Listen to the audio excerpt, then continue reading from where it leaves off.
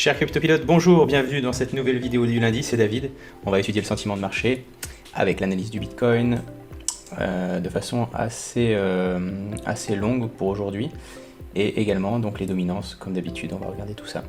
Donc je vais vous faire apparaître sur ce graphique donc long terme en weekly du Bitcoin un certain nombre d'informations.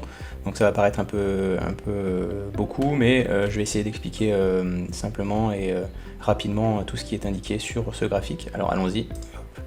Voilà, alors j'ai revu un petit peu les différents supports et résistances car nous sommes effectivement eh bien en bear market, hein, il faut le dire, il n'y a pas de problème avec ça, on a bien cassé donc notre canal haussier.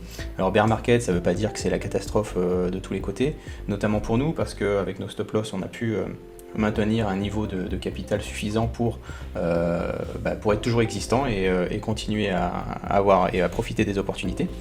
Alors je vais donc j'ai un peu épuré au niveau des supports et résistances et on s'aperçoit donc qu'on a une zone de résistance maintenant qui est située entre 28 000 et 32 000 dollars et une zone de support entre on va dire 14 000 et 17 500 dollars. Voilà, donc entre ces deux zones là on devrait faire un petit peu de ping-pong durant les prochains mois qui vont suivre.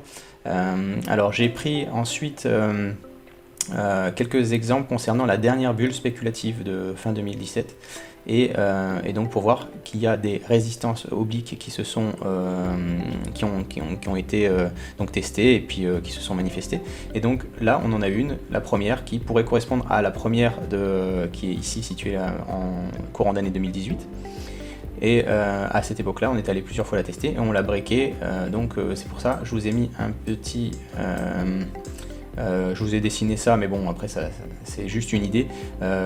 Si on doit suivre le même cheminement que l'éclatement de la bulle de 2017, voilà ce que ça donnerait, avec donc un retest donc de la résistance oblique assez rapidement. Puis on va rebondir dessus, on va travailler et on va la casser. Donc ça serait pour la rentrée de cette année, donc septembre. Avec donc un retest de cette fameuse zone des 28-32 000 qu'on avait ici travaillé, mais on avait bien vu malheureusement que 32 000 était très solide et qu'on a rebondi dessus violemment pour aller chercher ensuite les autres supports. Et donc si on continue, on devrait avoir une autre résistance oblique qui apparaisse comme ça, hein. Alors je vais la dessiner maintenant, c'est vraiment du fictif, mais un peu comme ça, voilà, ici, voilà, pour ensuite faire les trois. Donc ça c'est si l'histoire se répète, hein. Si l'histoire se répète, on devrait avoir quelque chose de assez similaire à cette courbe verte pour le Bitcoin. Et donc ici, alors pourquoi j'ai dessiné ça comme ça? Alors on a, vous voyez ces carrés avec plusieurs lignes, donc ça c'est les retracements Fibonacci. Les retracements Fibonacci, c'est ce qui permet de déterminer les zones de support lors d'une correction de marché, dans un marché globalement haussier. Donc il ne faut pas oublier qu'on est quand même à long terme dans un marché haussier, hein. Donc on peut utiliser les retracements Fibonacci et elles ont très bien marché. Alors je vais zoomer un petit peu sur la précédente éclatement de bulle.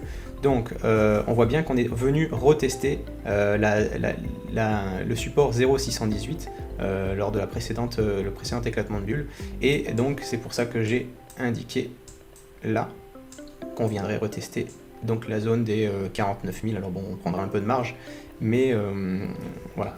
Alors qu'est-ce qui se passe dans ces cas-là? On voit bien là que ici on a eu cette remontée là, donc là ça correspondrait à cette cassure de cette résistance oblique. On avait eu une très très belle alt season. Pourquoi? Parce qu'en fait la plupart des investisseurs long terme se positionnent à ces niveaux là. Donc ça crée et puis il y en a d'autres qui vont ensuite se positionner au niveau de la cassure de cette oblique descendante, bien entendu, puisqu'ils attendent un breakout. Donc il y en a qui vont se positionner au niveau, alors il y en a qui vont se positionner en bas, bien sûr, les chanceux. Ensuite les autres vont trader les breakouts, donc voilà, et d'autres vont ensuite shorter les zones de résistance, hein, et faire un long sur les zones de support, donc se repositionner lorsqu'on ira chercher cette zone de support à nouveau. Ça devrait se reproduire nécessairement si on suit historiquement les éclatements de bulles et les courbes précédentes du Bitcoin.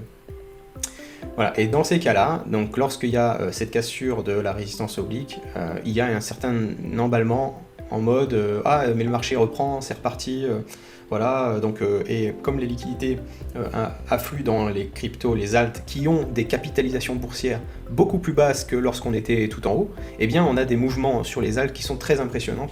J'espère que ça va se reproduire pour avoir une très belle alt season, on va dire fin de cet été et jusque fin septembre. Alors c'est assez court, hein, là ça s'est produit, ça a duré un mois.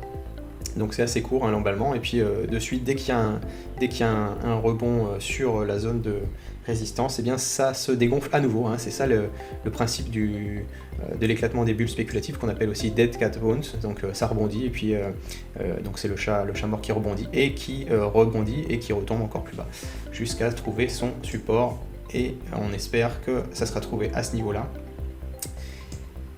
Et donc, si on suit la deuxième, le deuxième oblique descendante, on devrait avoir ce type de remontée aussi, qui là, on va avoir un énorme rebond, comme on a eu ici, là, avec, donc ça peut durer, alors ici ça peut durer, il y a une accumulation, ce qu'on appelle une zone d'accumulation. Donc les institutionnels, les gros portefeuilles, les baleines vont à ce moment-là faire en sorte d'accumuler un maximum de Bitcoin, et pour faire ensuite exploser le bouchon de champagne jusqu'à, normalement, comme ça s'est produit précédemment, jusqu'à la Fibonacci 0,618, le retracement, et donc ça nous donnerait 49 000. Alors bien sûr c'est que du spéculatif, c'est une idée, hein, mais il faut quand même partir du principe que lors des précédentes bulles, alors là on n'a pas les autres précédentes, mais le Bitcoin a toujours corrigé de 80%, donc voilà, on se situerait à peu près là, dans les 13 500, 14 000, et donc ça correspondrait au retracement que le Bitcoin fait habituellement dans ces éclatements de bulles spéculatives. Et donc, si on doit suivre l'historique de cela, on devrait ensuite retourner vers les 49 000. Je ne sais pas si vous vous souvenez, si vous étiez déjà dans les cryptos, mais lorsque ça s'est produit ici, on était tous en mode allez, c'est reparti, to the moon, tout va remonter, ça va être exceptionnel. Alors oui, on a eu une belle, on a eu un beau rebond, ça, je crois que c'est 300%, quelque chose comme ça. Voilà, 300%, il y a eu un beau rebond, mais c'était un retest du retracement de Fibonacci 0,618. Et on a eu ensuite une lente descente jusqu'à, après la crise Covid a accéléré la chute et puis le rebond qu'on a connu. Voilà. Donc si on part de ce principe-là, alors je répète, hein, c'est pas parce qu'on est en bear market que au contraire les opportunités vont être nombreuses à ce niveau-là. Et c'est très bien qu'on ait maintenu un capital correct pour pouvoir profiter de tout ça. Ça sera là, on parle là à ce moment-là, dans ces cas-là, on est plus dans une zone de trader. Hein, là, on est dans une zone un petit peu de casino, on va dire. Et là, on sera dans une zone de trader avec des accumulations, des moments d'accumulation, des moments de voilà. Alors, on va basculer sur les dominances. Tac. Je réfléchis en même temps si j'avais pas autre chose à vous montrer. Donc l'USDT, la dominance, on est bien allé en weekly, on est dans cette zone. Hein, donc c'était l'objectif de cette tasse avec Hans. Donc on est là en train de travailler ce point-là. Alors l'USDT, à suivre si nous allons avoir une petite correction, ce qui va nous donner un relief au niveau du marché du Bitcoin et des alts, à savoir où vont aller ces USDT si on a une descente de l'USDT de la dominance. Eh bien, où est-ce qu'ils vont aller? Est-ce qu'ils vont aller principalement dans le Bitcoin ou est-ce qu'ils vont aller principalement dans les alts? On verra bien ça, on va suivre ça de très près. Ça c'est pour la dominance de l'USDT. On s'aperçoit que la dominance du Bitcoin, elle, est toujours dans son canal, donc entre les 48 et 40% et 39%. Et donc on avait eu un breakout à ce niveau-là de la dominance, et on voit que on vient retester ce breakout. Alors la dominance du Bitcoin peut encore baisser cette semaine au bénéfice des alts si la dominance de l'USDT nous fait plaisir en corrigeant un petit peu, et donc c'est possible qu'on ait affaire à une alt season à ce niveau-là. Justement, la dominance des alts, eh bien écoutez, contre toute attente, elle a très très bien résisté, hein, et moi je m'attendais vraiment à ce que les alts prennent très cher lorsque le Bitcoin dévisse. Généralement c'est une catastrophe, donc j'avais limité un peu les signaux. On s'est fait exécuter quelques stop loss au passage, mais il fallait quand même jouer le rebond. pour profiter éventuellement de ce rebond-là sur ce support. Et actuellement, c'est le cas. Donc je pensais vraiment qu'on pouvait aller chercher les 7,4%. Alors, c'est pas dit qu'on n'allait pas les chercher, vous savez, en fin d'été ou au niveau de la rentrée, puisqu'on doit revenir tester les plus bas du Bitcoin à nouveau, enfin dans l'hypothèse. Et dans ces cas-là, peut-être qu'à ce moment-là, les alts prendraient beaucoup plus cher que ce qu'elles ont eu. Bon, là, elles ont baissé, certes, mais alors, il faut dire que la plupart ont déjà corrigé de 90 à 95%. Donc bon, on peut pas non plus... vous savez, quand... c'est ce que je disais lors de la vidéo, lors du webinaire.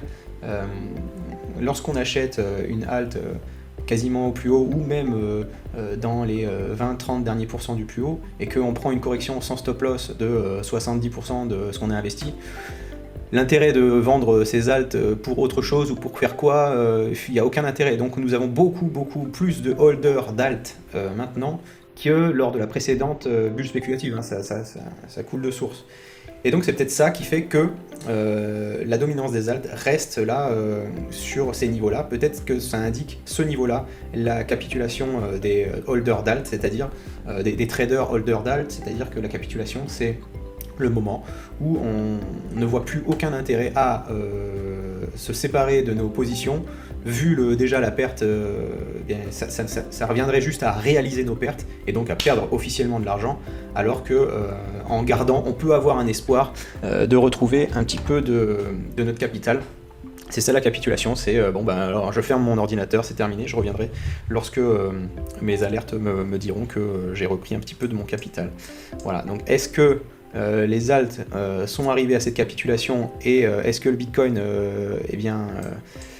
l'a pas encore trouvé? C'est tout à fait possible.